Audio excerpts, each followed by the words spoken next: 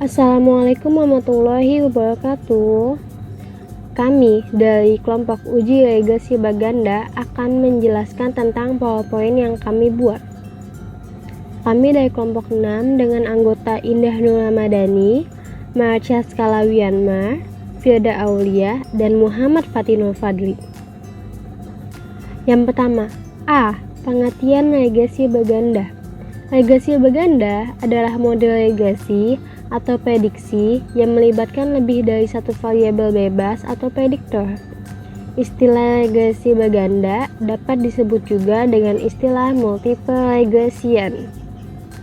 Regresi linear Baganda adalah model regresi linear dengan melibatkan lebih dari satu variabel bebas atau prediktor. Dalam bahasa Inggris, istilah ini disebut dengan multiple linear regression. B. Kegunaan linear Baganda. Analisis regresi linear Baganda digunakan untuk mengukur pengaruh antara lebih dari satu variabel prediktor, variabel bebas terhadap variabel rakiat. C. Asumsi klasik regresi linear Baganda. Asumsi klasik pada regresi linear Baganda antara lain: 1. Data interval atau rasio. Skala data semua variabel, terutama variabel terikat, adalah interval atau rasio. Asumsi ini tidak perlu diuji, cukup Anda pastikan bahwa data yang digunakan adalah data interval atau rasio. Kedua, linearitas. Ada hubungan linear antara variabel bebas dengan variabel terikat.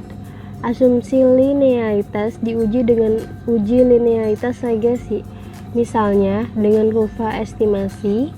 Dengan kurva estimasi, kita bisa tentukan ada hubungan linear atau tidak dengan melihat nilai p-value linearitas.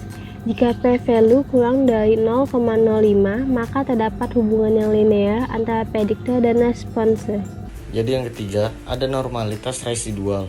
Uji asumsi normalitas regresi linear dapat diuji dengan berbagai metode uji normalitas seperti uji Shapiro-Wilk, Lillievers, atau Kolmogorov-Smirnov, Anderson-Darling, dan lainnya. Yang keempat, ada non-outlier. Outlier disebut dengan data pencilan atau data yang nilainya ekstrim atau lain daripada yang lainnya.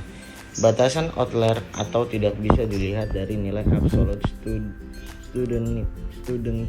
studenicity residual.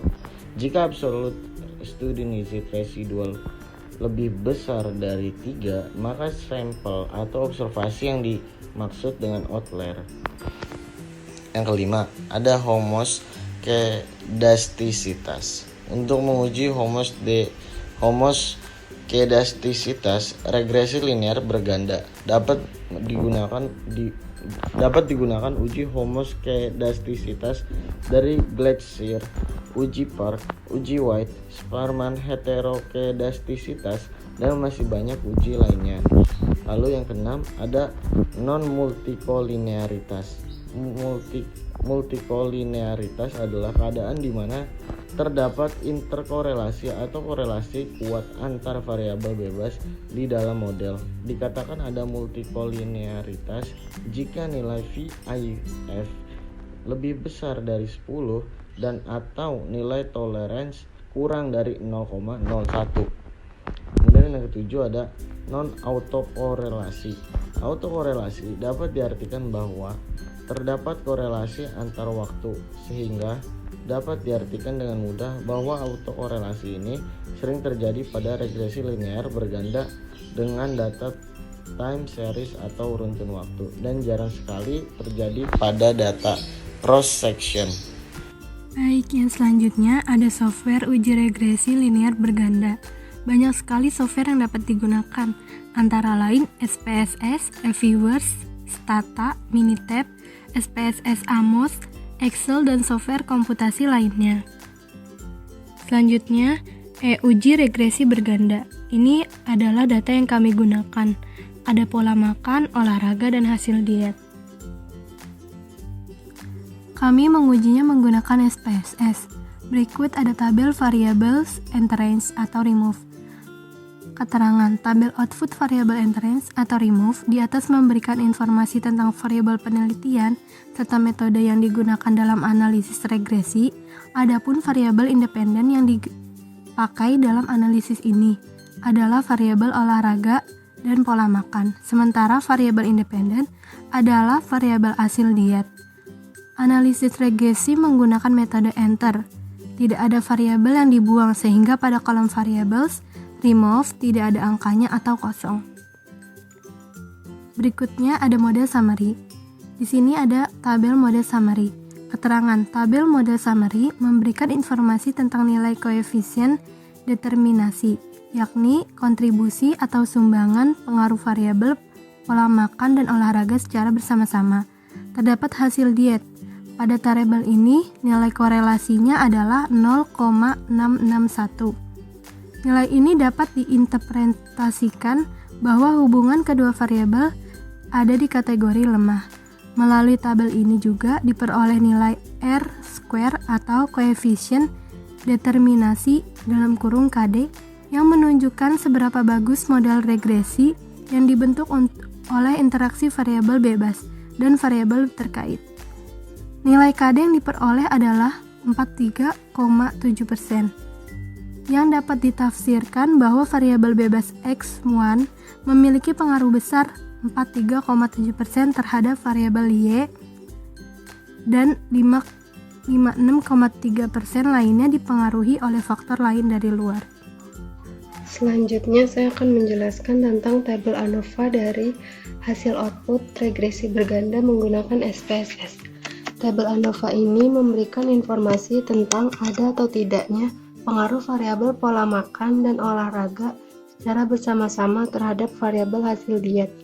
Berdasarkan data di atas, didapatkan nilai sin F sebesar 0,134 atau lebih besar dari 0,05.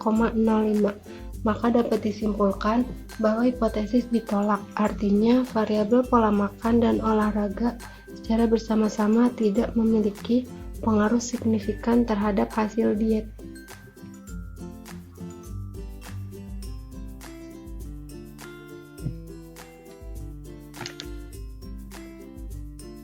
Kemudian tabel koefisien.